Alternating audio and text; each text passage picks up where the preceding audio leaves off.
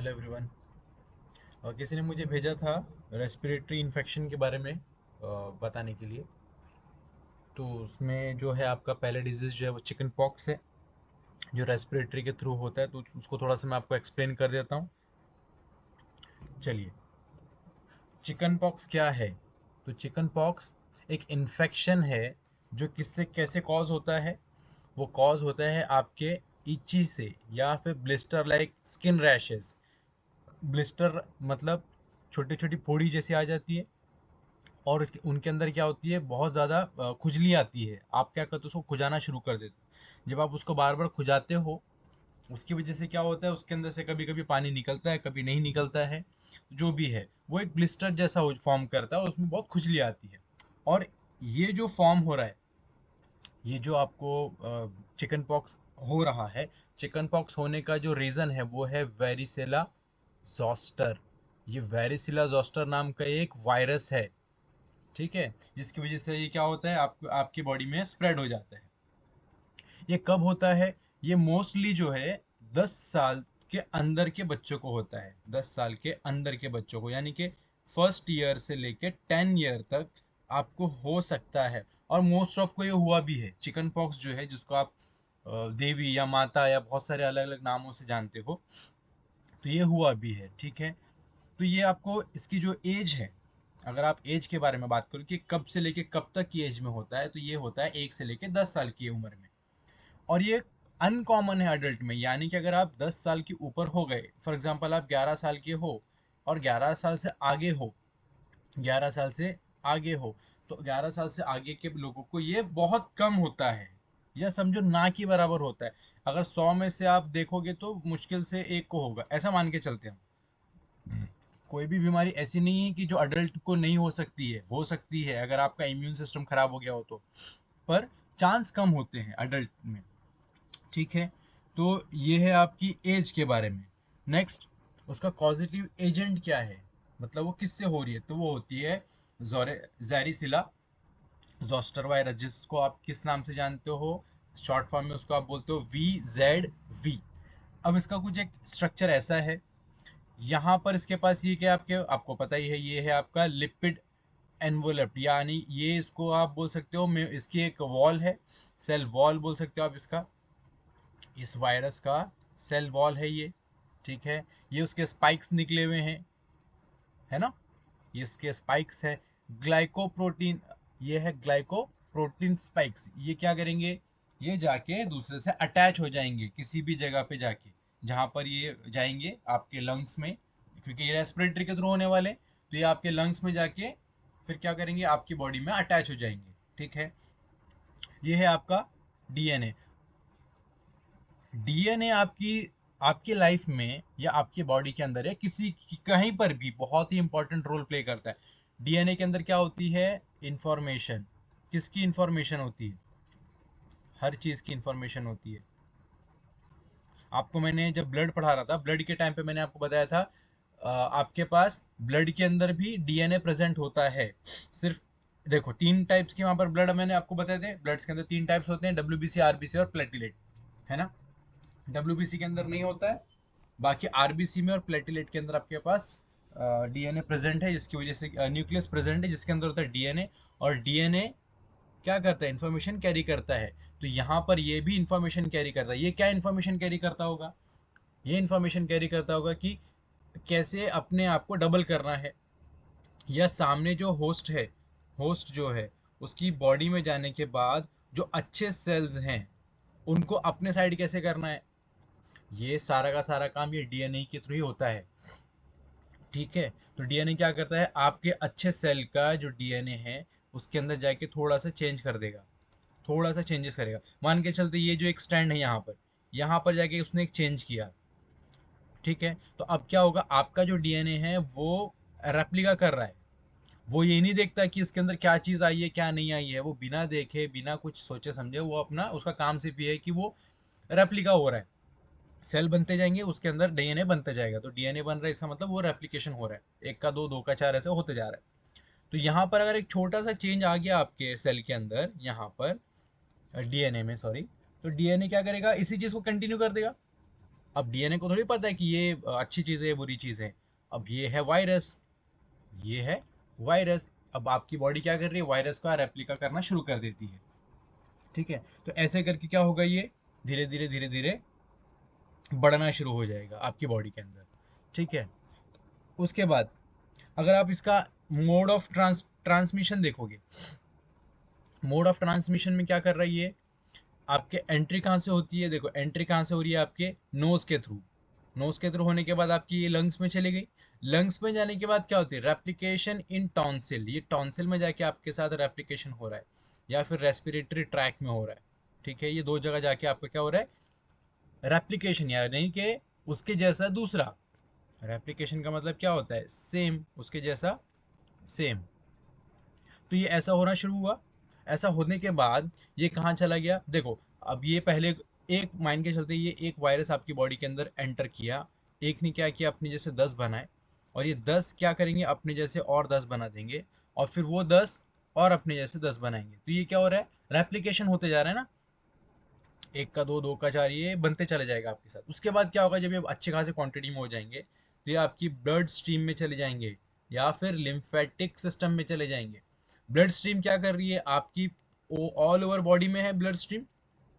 आपके जो नसें हैं, ब्लड स्ट्रीम मतलब क्या, नस आपकी, जहाँ से आपका ब्लड फ्लो हो रहा है, तो ये आपकी ऑल ओवर बॉडी में है। तो ये क्या करेंगे, ये वायरस आपकी बॉडी के अंदर जब रेप्लिका हो गया इसका टॉन्सिल में, वहां से फिर ये चला जाएगा आपकी पूरी ब्लड लाइन में, और ब्लड लाइन में जाने के बाद क्या करेगा, ये आपकी पूरी बॉडी में फैल जाएगा। डिलीवर वायरस टू लिवर, एस्प्लीन और बाकी की जगह पर भी। ठीक है, वहां से ये वायरस निकलेगा और आएगा कहाँ पर, अब इसका काम शुरू हो जाएगा, असली काम। देखो सबसे पहले, अगर आप कोई चीज, अगर आपका किसी का कोई बिजनेस है, या समझो कोई बिजनेस कर रहा है पर्सन, तो वो क्या करता है, सामान अपने पास मंगाता है, या मैन्युफैक्चरर है अगर कोई, तो क्या करता है, सामान जो रॉ मटेरियल है वो मंगाएगा अपने पास। रॉ मटेरियल मंगाने के बाद वो क्या करेगा, वो जो भी चीजें बना रहा है, समझो एक कोई क्रीम बना रहा है, या कोई एक बिस्किट बना रहा है, तो वो क्या करेगा, वो बिस्किट बनाना शुरू करेगा। तो अगर वो बिस्किट बना रहा है, तो एक ही जैसे बहुत सारे बिस्किट्स बनाएगा। आप जो भी बिस्किट खाते हो, तो आप देखोगे कि से सारे बिस्किट एक जैसे ही होते हैं। एक जैसे होने के बाद क्या होता है, उसका डिस्ट्रीब्यूशन होता है ना दुकानों पे। फैक्ट्री से कोई भी चीज़ फैक्ट्री से निकलेगी, मैन्युफैक्चरिंग यूनिट से निकलेगी, वो उसके बाद कहाँ आ जाएगी, डिस्ट्रीब्यूशन में, है ना। वो डिस्ट्रीब्यूट होना शुरू हो जाएगी। डिस्ट्रीब्यूट होने के बाद अब वो लोगों तक पहुंची ना। डिस्ट्रीब्यूट होने के बाद वो शॉप पे आई, आप किसी भी शॉप पे आ गए, और फिर वहां से आपके पास आ गई। यही हुआ। यहाँ पर भी सेम, आप इसको ऐसे समझ के चलो, ये यहाँ से एक एंट्री हुई, ये यहाँ से समझो एक रॉ मटेरियल आ गया आपका। ठीक है, रॉ मटेरियल यहाँ से आपके पास आ गया।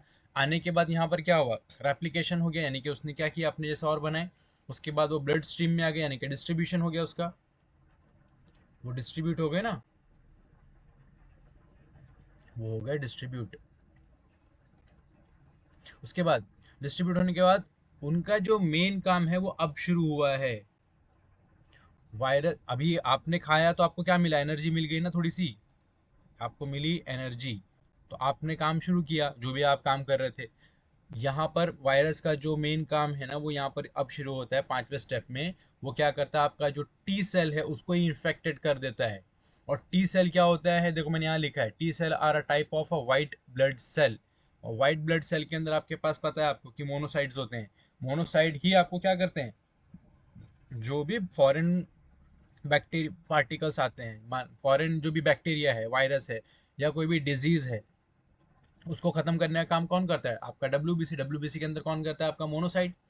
तो यहाँ पर क्या करता है, टी सेल एक डब्ल्यूबीसी का ही एक टाइप है। उसको आप क्या बोलते हो, लिम्फोसाइट्स। उसको आप क्या बोलते हो, टी लिम्फोसाइट्स और थाइमोसाइट्स। ठीक, ये क्या करता है, एक बहुत ही इंपॉर्टेंट रोल प्ले करता है आपके इम्यून सिस्टम में। क्यों, क्योंकि ये क्या कर रहा है, सभी को खत्म करेगा। मोनोसाइट्स क्या करते हैं, सभी को खाते हैं, जब सबको खाएंगे तो आपकी इम्यून सिस्टम अच्छा रहेगा, है ना। वो जो वायरस, जो बैक्टीरिया या जो भी चीजें आ रही है जो आपकी बॉडी के लिए अच्छी नहीं है, उसको खा के खत्म कर देंगे, मार देंगे। तो यहाँ पर ये क्या करते हैं, इसको इन्फेक्टेड कर देते हैं, यानी कि आपका ये जो टी सेल है ना, ये टी सेल को काम ही नहीं करने देते, वो लोग इसको क्या कर देते हैं, खत्म कर देते हैं। ठीक है, इसको इन्फेक्टेड कर देते हैं। अब जब आपका टी सेल ही इन्फेक्टेड है तो आप क्या करोगे, आप कुछ भी नहीं कर सकते। ठीक है, तो फिर उसके बाद क्या होता है, T cell deliver virus to epithelial cell. ये जाएगा आपके एपिथेलियल सेल में। Epithelial cell all over body में है। एपिथेलियल सेल आपको पता है, जब आपने टिश्यू पढ़ा था तो टिश्यू में आपने पढ़ा था ना, आपके पास 4 टाइप्स हैं। सिंपल, सॉरी, सबसे स्टार्टिंग में आपके पास 2 टाइप हैं, एक होता है सिंपल, एक होता है कंपाउंड। सिंपल के अंदर क्या आता है, एपिथेलियल, है ना, एपिथेलियल आता है ना आपके पास। एपिथेलियल के बाद कनेक्टिव है, कनेक्ट नर्वस है, मस्कुलर है, ये 4 टाइप्स है। तो एपिथेलियल के अंदर आपने देखा था स्क्वेमस है, क्यूबॉइडल है, कॉलुमिनार है, सीलिएटेड है, ग्लैंडुलर्स है, ये 5 टाइप के सेल्स हैं। तो एपिथेलियल सेल आपको हर जगह मिल जाएंगे ऑल ओवर द बॉडी में। ठीक है, तो ये क्या करता है, टी सेल डिलीवर कर देता है सारी की सारी चीज एपिथेलियल सेल को। अब एपिथेलियल सेल कहाँ पर है, ये स्किन है अगर आपकी तो यहाँ पर प्रेजेंट है ना एपिथेलियल सेल, बराबर है। Let latent infections in the, अब उसके बाद क्या होता है, उसके बाद ये हर तरफ फैलना शुरू हो जाता है आपका। ये जो वायरस है, वायरस क्या करता है, पूरी बॉडी में फिर धीरे धीरे अपना असर दिखाना शुरू करता है। मोड ऑफ ट्रांसपोर्ट में आपके पास पर्सन टू पर्सन है। देखो मोड ऑफ ट्रांसपोर्ट अगर आप देखोगे आपकी बुक के अंदर, तो वहां पर क्या लिखा है, बाय ड्रॉपलेट इन्फेक्शन। ड्रॉपलेट मतलब क्या हुआ, ये अगर कोई इंसान ये समझो छींक रहा है या तो ये खांस रहा है, इसको हम लोग मानते हैं कि खांस रहा है, ठीक है, ये कफिंग है इसका, ठीक। तो अगर ये खांस रहा है तो क्या हुआ, इसने क्या किया, बिना हाथ लगाए खांसा। तो ये इतने सारे जो ड्रॉपलेट्स आपको दिख रहे हैं यहाँ पर, ये पूरे के पूरे ड्रॉपलेट्स बाहर आ गए। जो हैवी ड्रॉपलेट्स थे वो नीचे चले जाएंगे। ये हैवी ड्रॉपलेट्स थे सारे के सारे, ये क्या हो गए, नीचे चले गए। जो लाइट ड्रॉपलेट्स थे वो क्या है, हवा में ही रह गए। ठीक है, आपकी बुक के अंदर देखो पेज नंबर 183 पे क्या लिखा है, एमओटी में देखो, बाय ड्रॉपलेट न्यूक्लियाई। ये एरोसोल जो है ना, ये न्यूक्लियाई ही है। ये इसका मतलब ये हुआ कि जो जो पार्टिकल्स आपके हवा के अंदर ही रह गए, न्यूक्लियाई से यहाँ पर ये जो है बाय ड्रॉपलेट और न्यूक्लियाई मतलब ये वाले जो पार्टिकल है ना एरोसोल वाले, जो हवा में रह गए, अब ये क्या होंगे, देखो आप अगर आपने कभी धुएं को देखा होगा गाड़ी से निकलते हुए, या कोई थैली या कुछ हल्की सी चीज जो हवा के थ्रू यहाँ से वहां होती हो, रास्ते पे कई बार होता है। तो हम लोग क्या देखते हैं कि अगर एक थैली है, वो थैली हवा में उड़ गई किसी भी रीजन से, चलो किसी भी रीजन से वो हवा में उड़ गई। अब हवा में उड़ने के बाद क्या होता है, वो थैली को, मतलब एक बस आई या कोई गाड़ी आई, 2 व्हीलर या 4 व्हीलर कुछ भी, तो क्या होता है उसकी हवा से वो थैली यहाँ से वहां हिलती है। देखा होगा ना आपने ये वाली चीज तो जैसा वो यहाँ से वहां ट्रैवल करती है थैली, और एक जगह से दूसरी जगह चली जाती है, ये एरोसोल वाले जो न्यूक्लियर वाले आपके जो ड्रॉपलेट्स हैं उनका भी यही काम है। इतने हल्के होते हैं ये कि हवा से ट्रैवल करना शुरू कर देते हैं वो कहीं पर भी। तो समझो किसी पर्सन ने 1 किलोमीटर या समझो 500 मीटर के डिस्टेंस में उसने छींका था या खांसा था, और उसके जो एरोसोल वाले जो न्यूक्लियर वाले ड्रॉपलेट्स हैं वो ट्रैवल करके 500 मीटर आगे चले गए। तो आप इमेजिन करो कि आपको ऐसा लगता है कि हमारे सामने किसी ने छींका, तो उसके जो बैक्टीरिया है वो हमें मिल रहे हैं, वो तो डायरेक्ट कांटेक्ट हो गया आपका, डायरेक्ट इन द सेंस की वो आपके ऊपर ही आ गए। पर ये जो एरोसोल्स वाले होते हैं, हमें नहीं पता कि कौन सा पर्सन कहाँ पर खांस रहा है या कौन सा पर्सन कहाँ पर छींक रहा है, हमें तो नहीं पता। तो ऐसी कंडीशन में क्या होता है, ये जो ड्रॉपलेट्स हैं ये ट्रैवल करके एक प्लेस से दूसरी प्लेस पे पहुंच जाते हैं। अब इससे क्या होगा, इससे भी आप इन्फेक्टेड हो सकते हो। ठीक है, नेक्स्ट आपका है पर्सनल कांटेक्ट। एक पर्सन जो हेल्दी है, ये पर्सन क्या है आपका, ये हेल्दी पर्सन है, इसकी हेल्थ अच्छी है, ये इन्फेक्टेड है। ठीक है, ये क्या है, इन्फेक्टेड पर्सन है। तो इन्फेक्टेड पर्सन जब हेल्दी पर्सन से हैंडशेक करेगा, या समझो इसका कुछ हैंकरचीफ यूज करेगा, मतलब रुमाल वगैरह यूज करेगा, या फिर उसने और कुछ ऐसी चीज यूज किया जिसके अंदर बैक्टीरिया या वायरस आ चुका है, ठीक है, जिसके अंदर क्या है, बैक्टीरिया या फिर वायरस कुछ भी है उसके अंदर पहुंच गया है। अब वो जब हेल्दी पर्सन यूज करेगा तो क्या होगा, हेल्दी पर्सन के पास भी वो ट्रांसफर हो जाएगा, है ना। ये जो बैक्टीरिया है ये सब क्या हो जाएगा, ट्रांसफर किसको, हेल्दी पर्सन को, हेल्दी पर्सन को ट्रांसफर हो जाएगा, और उसकी वजह से ये पर्सन भी, जो हेल्दी पर्सन है, वो बीमार हो जाएगा।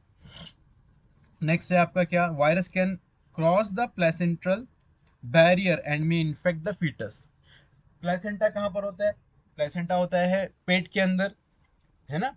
डिलीवरी में जो आपने देखा होगा तो एम्बलिकॉर्ड वगैरह कट करते हैं ना, एम्बलिकॉर्ड ही तो कनेक्टेड होता है बाहर तक, जिसकी वजह से उसको सारी के सारा एनर्जी मिल रही है, यानी कि उसको ये जो फीटस है अंदर, यहाँ पर बेबी जो है, इसको खाने पीने के लिए जो भी मिल रहा है, वो कहाँ से मिल रहा है? माँ के थ्रू मिल रहा है ना।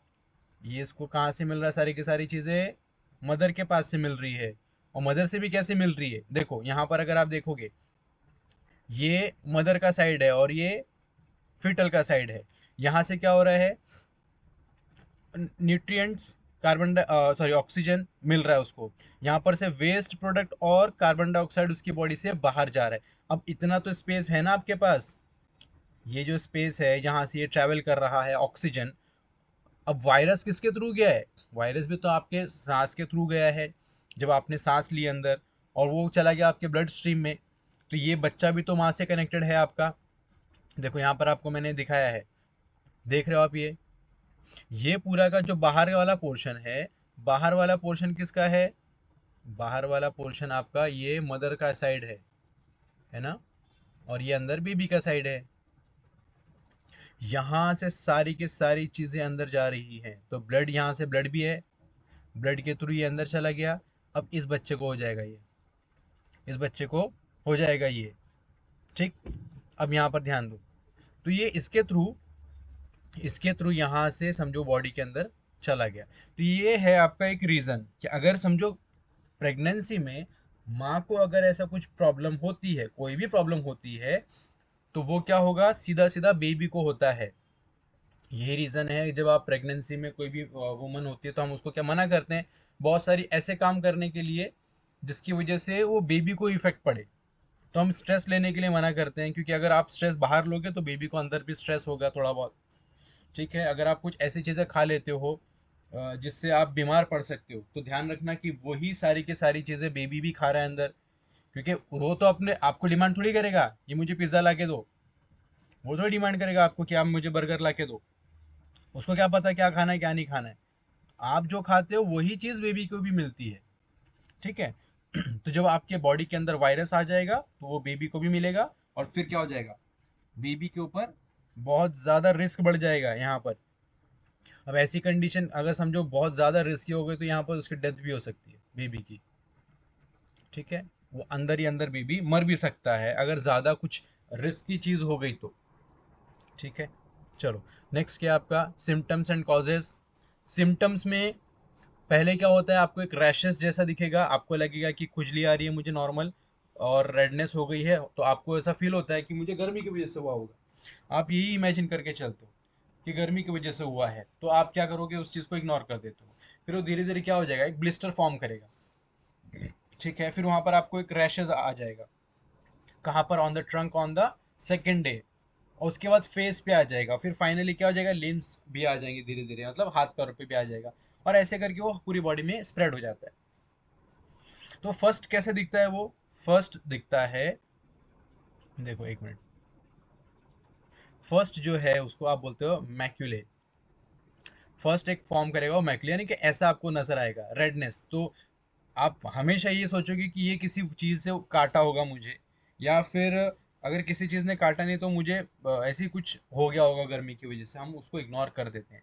फिर वो बनता है पैपुले। सेकेंड स्टेज में वो हो जाएगा पैपुले पे। थर्ड स्टेज में आएगा वेसिकल्स में, यानी कि वो इतना ऐसा स्वेल हो जाएगा हल्का सा, ठीक है। नेक्स्ट हो जाएगा आपका वो पस, इसके अंदर पस जमा हो जाएगा। फोर्थ स्टेज में इसके अंदर क्या हो जाएगा? इसके अंदर आ जाएगा पस, पस भर जाएगा इसके अंदर, आपको ऐसा लगेगा तो ठीक है, वो हो जाएगा पस्टुले। और उसके बाद स्केब्स, ठीक। तो ऐसे आपको ये 5 स्टेज में जाके, और फिर वो निशान एक छूट जाएगा यहाँ पर। अगर आपने इसको अपने हाथ से फोड़ दिया, और ये बचपन में सभी ने गलती की है, सभी ने, खुजली आती है, वो खुजाने के चक्कर में हम लोग क्या करते हैं? इसको फोड़ देते हैं। ये जो पस्टुले स्टेज हो गई, फोर्थ स्टेज हो गई, इसको हम लोग फोड़ देते हैं। जब इसको फोड़ देते हैं तो ये ऐसा एक निशान जिंदगी भर के लिए छोड़ के जाएगा। अगर आपने कुछ नहीं किया, वो नेचुरल तरीके से चला गया, मतलब आपने जो एंटीबायोटिक्स वगैरह ली है उस टाइम पे, उसकी वजह से चला गया तो ठीक है, पर अगर आपने उसको फोड़ा है तो वो आपकी बॉडी पे निशान छोड़ के जाएगा। और ये बचपन में बहुत सभी को हो जाता है, ठीक है, ये कॉमन होता है बचपन में। मैंने आपको बताया स्टार्टिंग में कि ये 1 से लेकर 10 साल के बच्चों में कॉमन है, ये हो ही जाता है। बस वहां पर कंट्रोल ये रखना है कि आपको उस चीज को हाथ नहीं लगाना है। और अगर किसी बच्चे को है तो वो आपको क्या, आप उसको टच नहीं करने देना उस बच्चे को, ठीक है। चलो नेक्स्ट क्या है, प्रिवेंशन। प्रिवेंशन आप कैसे कर सकते हो? प्रिवेंशन कर सकते हो आप सीधा, ये जो इसके जोस्टर का जो इम्यूनो ये मिलता है ना, जो इंजेक्शन मिलता है, ठीक है, आप वो लगा सकते हो। उसके बाद क्या कर सकते हो आप, अगर इसको बचाना ही है तो at the first sign of secondary infection a local antiseptic like chlorhexidine can be applied. तो क्लोरोहेक्सिडिन नाम की एक एंटीबायोटिक आती है, आप उसको अप्लाई कर सकते हो, यही सब कर सकते हो। उसके बाद आप क्या कर सकते हो, the bacterial infection progresses and antibiotic should be given. अब ये तो आप अप्लाई करते क्रीम, ये आप अप्लाई कर रहे हो क्रीम, अब आप टैबलेट भी ले सकते हो, है ना, या फिर आप सिरप ले लोगे, कुछ भी ऐसा लेके आप क्या करोगे उसको, ये नेक्स्ट स्टेप में आप ये चीज कर सकते हो, ठीक है।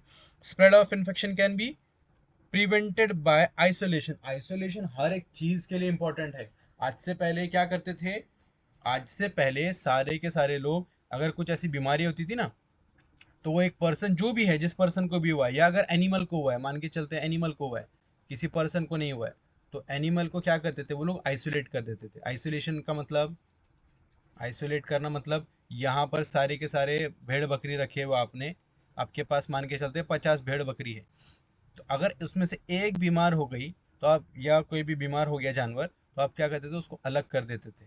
क्यों ऐसा, उसको अलग कर देंगे, तो ये आइसोलेशन इसी को बोलते हैं। सेम चीज हम इंसानों में भी होती है।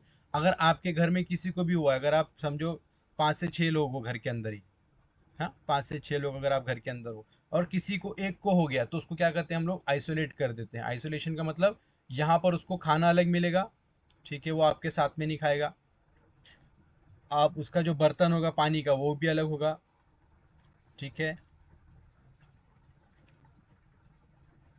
पानी का, पानी पीने का भी उसका सब अलग हो जाएगा, उसके जो क्लॉथ्स होंगे वो अलग हो जाएंगे, ठीक है, ये अलग वॉश भी होंगे, इनको आपके साथ, आपके बाकी कपड़ों के साथ में आप वॉश भी नहीं करोगे। तो ये क्या कर रहे हो आप, इसको आइसोलेट करना कहते हो, ठीक है। ऐसा आपने क्यों किया, ताकि इस, ये जो बीमारी है यहाँ पर एक को हुई है, वो बाकी जानवर को ना हो जाए, या एक इंसान को जो हुई है वो बाकी के इंसानों को ना हो जाए, ठीक है। अब आप ऐसा करके क्या कर सकते हो, उस चीज को प्रिवेंट कर सकते हो, ठीक है। उस आप चीज को आप क्या कर सकते हो, प्रिवेंट कर सकते हो। और हमेशा बोला जाता है, prevention is better than cure. Cure का देखो, क्योर तो आप करोगे ही, कुछ अगर आपको कोई तकलीफ हो गई है, बीमारी हो गई है, तो आप उसका क्या करोगे, मेडिसिन लोगे, इंजेक्शंस लगाओगे, कुछ ना कुछ तो करोगे। पर अगर आप प्रिवेंशन ले लोगे तो वो ज्यादा अच्छा है ना, उन सारी चीजों से आप बच जाओगे। इसके लिए अब हम लोग क्या बोलते हैं, prevention is better than cure. चलो नेक्स्ट क्या है आपका, एपिडेमोलॉजी। एपिडेमोलॉजी में क्या कर सकते हो आप, वहां पर आप कर सकते हो detail study of distribution of एक पर्टिकुलर डिजीज। जैसे कि आपका अभी रिसेंट एग्जांपल जो कुछ सालों पहले गया है आपका, क्या था, कोविड, है ना, कोविड हुआ ना अभी रिसेंटली, कोविड 19 जो था, वो अभी तो गया है कुछ सालों पहले।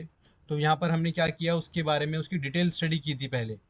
आपने इसमें स्टडी में क्या क्या किया, डिटेल स्टडी में आपने क्या किया कि ये कैसे स्प्रेड हो रहा है। सबसे हमने पहले क्या देखा था स्टडी में, कि ये स्प्रेड का क्या चक्कर है इसका, ये स्प्रेड कैसे हो रहा है, कफ से हो रहा है, स्नीजिंग से हो रहा है, बाय कांटेक्ट हो रहा है, क्या क्या है रीजन, ठीक है। हमने स्प्रेड ढूंढा पहला, स्प्रेड ढूंढने के बाद हमने क्या किया, उनको आइसोलेट कर दिया, ये किया हमने। जो बहुत ही इंपॉर्टेंट आपका प्रिवेंशन में सबसे इंपॉर्टेंट चीज वही है, आप उनको क्या करो, आइसोलेट कर दो, ठीक है। चलो आपने आइसोलेट कर दिया, उसके बाद आपने क्या किया, आपने उसके बाद उसका पैटर्न ढूंढा। आपने क्या ढूंढा, उसका पैटर्न ढूंढा।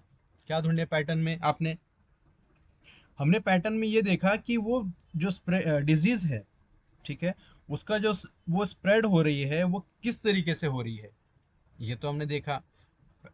अब ये वाला जो पैटर्न है जहां पर ये स्प्रेड हो रही है, वो ये दूसरा वाला स्प्रेड का मेरा बोलने का मतलब ये है कि यहाँ पर क्या वो स्टेट वाइज ही है या वो डिस्ट्रिक्ट डिस्ट्रिक्ट वाइज है, ठीक है, या फिर वो कंट्री में हो रहा है पूरा, ठीक है, क्या वो कंट्री में हो रहा है या फिर वो आपके स्टेट में हो रहा है या डिस्ट्रिक्ट में सिर्फ हो रहा है, एक पर्टिकुलर एरिया में हो रहा है आपके साथ, ठीक है, पर्टिकुलर एरिया में हो रहा है। आप ऐसा करके उस चीज को, उस पैटर्न को ढूंढते हो, वो जो स्प्रेड होने वाला पैटर्न है उसको आप ढूंढते हो, और आप क्या करते हो, उसके ऊपर जितनी भी इंफॉर्मेशन आपको कलेक्ट होती है वो करते हो। उसके बाद आप चेक करते हो इसके अंदर डेथ रेट कितना है, ठीक है, ये हर एक बीमारी का चेक किया जाता है, उसका डेथ रेट, यानी कि मरने वालों की संख्या कितनी है, मरने वालों की जो क्वांटिटी है वो कितनी है। अगर 100 लोगों को हो रहा है और अगर आप बोलते हो कि इसमें से 50 लोगों की डेथ हो गई और 50 जो है वो सीरियसली बीमार हैं और वो आईसीयू के लेवल पे जा चुके हैं, या अगर आईसीयू के लेवल पे नहीं है तो हॉस्पिटलाइज हैं, ठीक है, आपने उनको क्या किया, हॉस्पिटल में एडमिट कर दिया, हॉस्पिटल में एडमिट किया, तो इसका मतलब क्या हो गया, ये बीमारी तो आपको 50% अगर हो गई, समझो ये बीमारी अगर होती तो 50% चांस है कि आप मर जाओगे, क्योंकि 50% का तो उसका रेट चल रहा है ना, 50% उसका डेथ रेट है। इसके लिए हम लोग क्या करेंगे, इस चीज़ को और थोड़ा सा स्टडी करेंगे कि ये जो 50% इसको हम लोग कम कर सकते हैं तो कैसे। फिर हम लोग इसके ऊपर आते हैं, आप जो भी मेडिसिन बनाते हो, ठीक है, इसके आप क्या करते हो, मेडिसिन बनाते हो, मेडिसिन में आप क्या करोगे, मेडिसिन में आप उससे रिलेटेड जो भी, जो अगर समझो ये वायरस है तो आप क्या करते हो, उसका एक एंटीडोट बनाते हो। जैसे कि अगर ये वायरस समझो ऐसा है, ठीक है, ये वायरस अगर ऐसा है तो इसका एंटीडोट कैसे बनेगा, ऐसा है ना, ऐसा ही तो बनेगा। जैसा आपको मैंने ब्लड ब्लड में बताया था, ब्लड के टाइम पे मैंने समझाया थी सारी बातें, क्यों ऐसा बनेगा, ताकि ये पोर्शन, ये जो पोर्शन है ये यहाँ पर आके फंसेगा, और जब ये फंसेगा तो इसमें ब्लॉक हो जाएगा, है ना, जब ये ब्लॉक हो जाएगा तो क्या होगा, ब्लॉक हो जाएगा तो ये आगे नहीं बढ़ पाएगा और ये यहीं पे ख़त्म हो जाएगा, ठीक। तो ऐसा ही आपके अभी जब मैंने आपको ब्लड में बताया तो आपके ब्लड के पास कैसा है, दो टाइप से, एक ऐसे होते हैं और एक ऐसे होता है। ये कौन सा है, एक ए है और ये बी टाइप है। इसका जो, इसके अंदर जो आपको एंटीबॉडीज मिलेगी वो कौन सी मिलेगी, ये वाली मिलेगी, यू वाली, ऐसी वाली मिलेगी ना। क्यों है ऐसा, ताकि ये फंसे ना इसके अंदर, इसके अंदर आके ऐसा फंस ना जाए, क्योंकि अगर ये यू वाला अगर आपको बी है और आपको यहाँ पर भी बी मिल जाए तो फंस जाएगा, फंसने की वजह से क्या होगा, क्लॉटिंग शुरू हो जाएगी, और क्लॉटिंग हो गई तो आपकी डेथ हो सकती है ना। इसी के लिए हमारा जो ब्लड ग्रुप है उसके अंदर आपकी जो एंटीबॉडीज मिलती है वो उसका एकदम ऑपोजिट मिलती है, ठीक, उसकी ऑपोजिट मिलती है। यहाँ पर हमें चाहिए जैसा इसका स्ट्रक्चर है वैसा ही इसकी एंटीबॉडी बने, ताकि वो उसको फंसा के ख़त्म कर सके।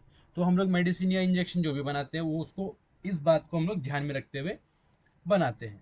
नेक्स्ट हम लोग क्या करते हैं, स्टडी ऑफ, उसके बाद नेक्स्ट क्या करते हैं हम लोग, स्टडी ऑफ डिजीज, उसका जो डिजीज की जो फ्रीक्वेंसी है, फ्रीक्वेंसी चेक करते हैं। फ्रीक्वेंसी में आप क्या मेजर करते हो, the measurement of disease frequency refer to the calculation of rate और रेशो, किसकी, डेथ रेट, मॉर्बिडिटी, ठीक है, ये दोनों चीज़ें आप चेक करते हो, ठीक है। और ये रेट जो है वो बहुत इंपॉर्टेंट है, मैंने आपको बता दिया क्यों ऐसा।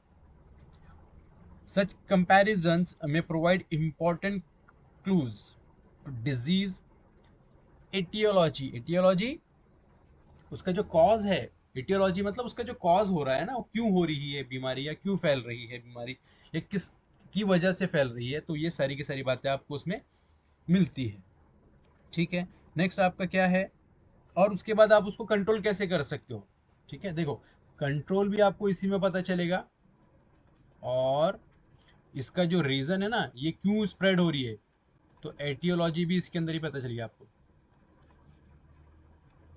ठीक है, एटियोलॉजी भी आपको इसी में पता चलेगी और उसका कंट्रोल भी आपको इसी में पता चलेगा। जब आप फ्रीक्वेंसी चेक करोगे तो यहाँ पर डेथ रेट भी आपको यहीं पे पता चलेगा उसका, ओके। नेक्स्ट डिस्ट्रीब्यूशन, डिस्ट्रीब्यूशन में आप उस वो बीमारी कैसे डिस्ट्रीब्यूट हो रही है, उसका पैटर्न क्या है, ठीक है, उसका उसका पैटर्न क्या है ये भी आपको इसी में पता चलेगा। ओके, उसका ये सारी चीजें, उसके बाद आप क्या करते हो, उसकी हाइपोथेसिस करते हो।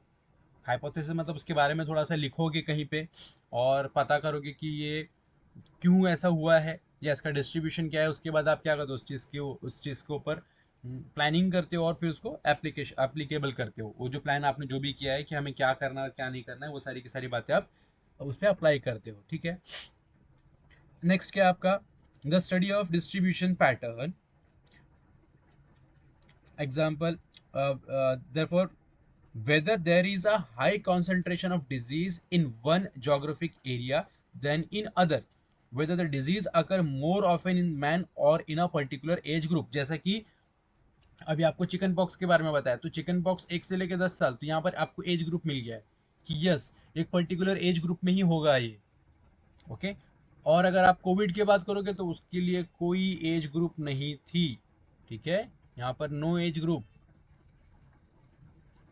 कुछ एज ग्रुप नहीं था, सबको हो रही है वो, मैन वुमेन।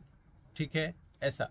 तो ये सारी बातें भी आपको क्या करना है, ध्यान रखना है। अच्छा, आपको मैंने बताया था कोविड, ये जो पेंडेमिक होता है एंडेमिक होता है, ये चीजें मैंने बताया था आपको, है ना। पेंडेमिक एंडेमिक वगैरह के बारे में आपको मैंने बताया था। ये जो पेंडेमिक होता है ये क्या करता है, पेंडेमिक का मतलब एक बॉर्डर ही क्रॉस हो रहा है, सीधा सीधा बॉर्डर क्रॉस हो रहा है। जैसे कि कोविड दूसरे देश से हमारे देश में आया, तो इसने क्या किया, बॉर्डर क्रॉस किया, इसी को हम लोग क्या बोलते हैं, पेंडेमिक। इसी को हम क्या बोलते हैं, पेंडेमिक। इसके लिए उसका नाम क्या रखा था, पेंडेमिक, बीच में बोल भी रहे थे ना, ये रीजन था उसका। ठीक है, और उसके बाद क्या है इसमें, उसके आप कंट्रोल वगैरह कैसे करोगे वो। उसके बाद determinants of studies, sorry disease, इसमें आप क्या कर सकते हो, उसमें आप testing of aetiological hypothesis and identifying the underlying cause और risk factor of the disease. यहाँ पर आप सारी की जो भी चीजें हैं आप उसको समझते हो अच्छे से कि फैक्टर्स क्या हो सकते हैं, रिस्क फैक्टर या कॉज फैक्टर उस डिजीज के। This aspect of epidemiology is known as a analytical epidemiology.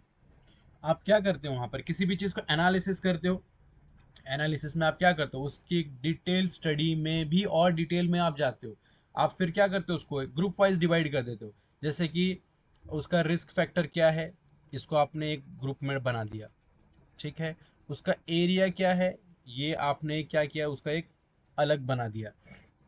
ठीक है, अब क्या मैं एरिया वाइज प्रिवेंशन करूं या प्रिवेंशन कॉमन रखूं, तो आपने वो प्रिवेंशन को क्या किया, एक अलग ग्रुप में डाल दिया। ऐसा आपने 3 से 4 ग्रुप बनाए।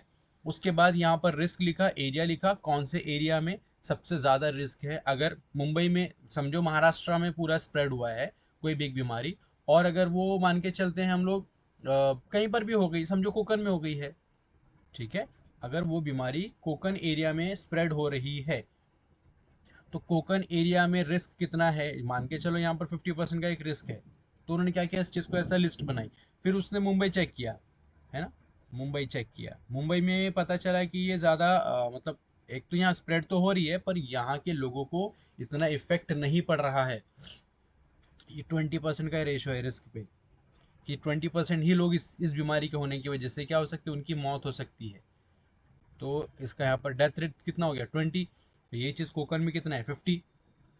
समझ रहे हो मेरी बात। तो ये ऐसा उन्होंने क्या किया उस चीज को, आई मीन करते हैं ऐसा। आप क्या करते हो ऐसे में, उस एरिया वाइज उसको डिवाइड कर दोगे या एक प्रॉपरली एक एनालिसिस करते हो। उसके बाद आप क्या करते हो, आप एक आपकी स्ट्रेटेजी बनाते हो, साइंटिफिक स्ट्रेटेजी बनाते हो साइंटिफिक, कि हमें क्या करना है, हमें क्या नहीं करना है, और इस बीमारी को हम लोग कैसे रोक सकते हो। ठीक है, तो अगर आप देखोगे तो इसमें क्या करते हैं, हेल्थ प्रोग्राम क्या करते हैं, वो लोग हेल्प करते हैं understanding of determinants of chronic disease. किसी भी क्रोनिक डिजीज को आप आपको समझाते हैं या आपको उसके बारे में इन्फॉर्म करते हैं, या आपको उसके बारे में आगे रखते हैं हमेशा, कि वो क्या बीमारी है और वो कैसे हो सकती है। जैसे कि यहाँ पर आपको दिया है lung cancer and cardiovascular disease. Cardiovascular disease आज की डेट में बहुत इंपॉर्टेंट, आई मीन बहुत ही ज्यादा कॉमन हो चुकी है, बहुत ज्यादा कॉमन हो गई ना। कार्डियोवास्कुलर डिजीज किसी को भी देखो आप आराम से उसको मतलब इतना इजीली हार्ट अटैक आ जाएगा, पता भी नहीं, आपने सोचा भी नहीं होगा कि कोई इतने जल्दी ऐसे हो सकता है किसी के साथ। तो ये सारी चीज़ें उसके बारे में हमें बता के रखना लोगों को कि ये कैसी ये बीमारी है या ये किस किस किस रीज़न से हो सकती है। ठीक है, ये चीज़। नेक्स्ट आपका है मेथड ऑफ एपिडेमोलॉजी। मेथड में क्या कर सकते हो आप, डिस्क्रिप्टिव स्टडी है, एनालिटिकल स्टडी है और एक्सपेरिमेंटल स्टडी है, ये सारी चीज़ें हैं। ठीक है, तो इसमें ज़्यादा कुछ है नहीं, जो जितना था मैंने आपको मोस्टली तो मैंने आपको बता दिया इसी में।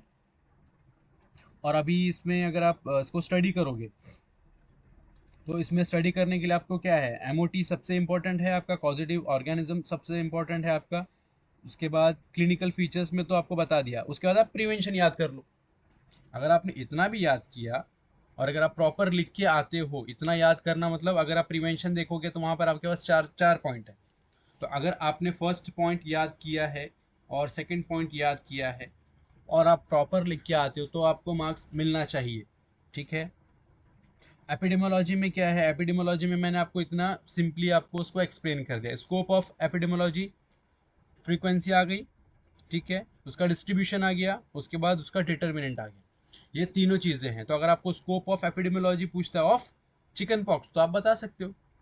ये तो आपको जो सामने स्क्रीन पे दिख रहा है अभी, यही तो है, ये तीनों चीजें हैं। इन तीनों चीजों को मैंने आपको कितने अच्छे से एक्सप्लेन कर दिया है। तो आप अगर ये भी लिख के आ जाओगे तो, पर प्रॉपर लिख के आना पड़ेगा, मेरे बोलने का मतलब है प्रॉपर लिख के आना पड़ेगा। ऐसा ही नहीं कि आप कुछ भी लिख के आ जाओगे। ठीक, तो ये था आपका चिकन पॉक्स के बारे में। अब आप इसको स्टडी कीजिए अच्छे से ताकि अच्छे मार्क्स आ सके। चलिए, ठीक है, अगर आपको और किसी टॉपिक के ऊपर चाहिए तो आप मुझे बता देना, मैं आप बना के आपको भेज दूंगा। ठीक है, चलिए, थैंक यू।